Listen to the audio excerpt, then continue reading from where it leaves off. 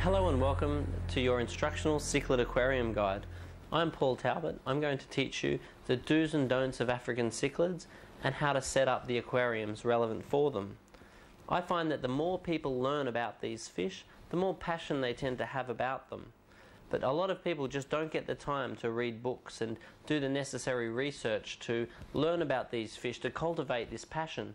So I've produced this program to make it easier for you. Cichlids really are one of the most versatile type of fish because not only can they be a really good hobby, a great pet, but they can also be viewed as a piece of furniture because they're just so low maintenance. Unlike many other fish which need the water to be neutral, therefore they don't want it too acid, they don't want it too alkaline, they want it in the middle, which is a neutral pH. These ones like the water alkaline, which can be easily maintained there because you can put the various decorations in the water that will keep the water alkaline, and most tap water tends to be alkaline anyway. So that just reduces the amount of testing that needs to be done for these fish. A lot of the time cichlids are chosen as an easier alternative to the saltwater fish. Now not only do some of the cichlids have colour which will rival the saltwater fish with bright yellows, bright blues, bright oranges, but they're just so easy to look after. So what a lot of people will do, even get dead corals and create an environment which looks very much like a saltwater aquarium if you want that very marine look with gorgeous colours, but you don't want the effort to look after them. Now I'm going to walk you through all the steps for setting up the aquarium, everything from filtration, lighting, heating, water parameters, information on breeding these fish. So if you start off with some of the easiest cichlids to breed, you'll find that you can breed them and grow the young up quite easily, and then you can sell those babies off to the stores.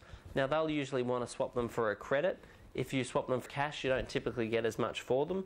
But if you swap them for a credit, then you can upgrade the types of fish that you're keeping and broaden your experience with these fish. No matter what size or style of house you've got, you always have room for an aquarium, particularly if you're inventive enough. During the course of this video, you'll see some very interesting aquariums, both set in walls and made of parts of other pieces of furniture. Providing that you're creative, you'll be surprised what ideas you too can come up with.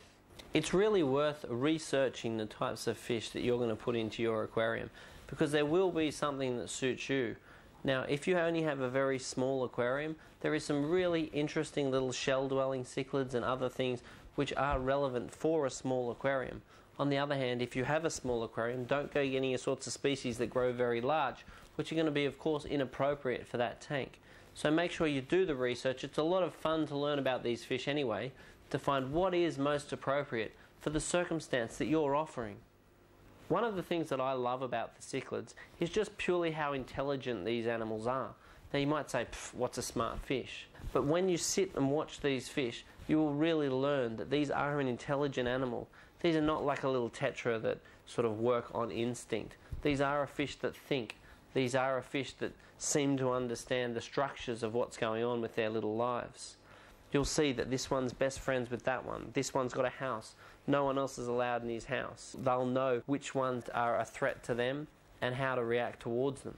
In general, these fish don't always respond the way that you want them to respond or the way they're supposed to respond, because each individual fish is a highly intelligent little animal which responds its own way as its own character.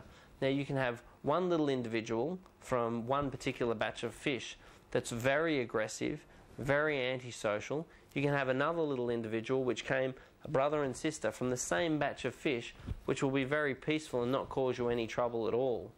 Most of these fish have followed very unique evolutionary paths which have some very interesting stories about their characteristics.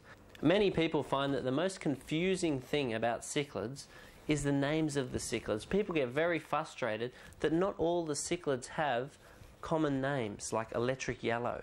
People will say to me, why don't they just call them electric yellows? Why do they have to call them Labidochromis Caeruleus? Now the reason why we need to call these fish by their proper names is so that we can minimize crossbreeding. Now in any one country we've got limited strains of these species of fish, and it's very important that we endeavour to keep these fish pure. So therefore we need to know what this fish is in order to breed it with another one of this fish. Now the scientific names might seem a little bit scary when they first start out, but then once you learn the name, for example Melanochromis interruptus, it sounds very big and impressive when you first learn the name. Once you actually learn it, Melanochromis interruptus, it sounds very impressive when you tell your friends. So what I find is that someone that knows the right name, knows about the fish, just seems to have a boundless energy towards these fish and an unbelievable passion.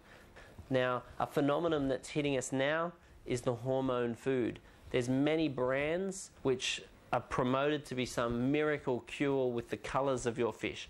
You will buy this food, it will colour your fish full colour at that size, when in the wild they may not colour till they're that big. A lot of these foods are hormone induced. Do not have anything to do with hormone induced foods. It not only changes all of the fish to male, but you'll get a lot of health problems within a relatively short period of time.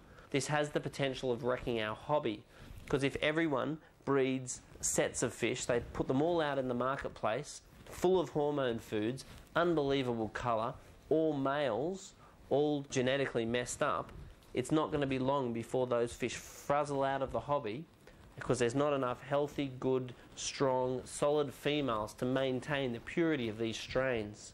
I trust that you will really enjoy this guide I've put together, and I hope that it arms you with the information that you need so you too can be a very successful cichlid hobbyist. Use the chapters of this video as a guide and try and understand the concepts behind the various chapters in the video, and you'll find that'll go a long way towards you understanding really how to keep a beautiful large cichlid aquarium like this one behind me.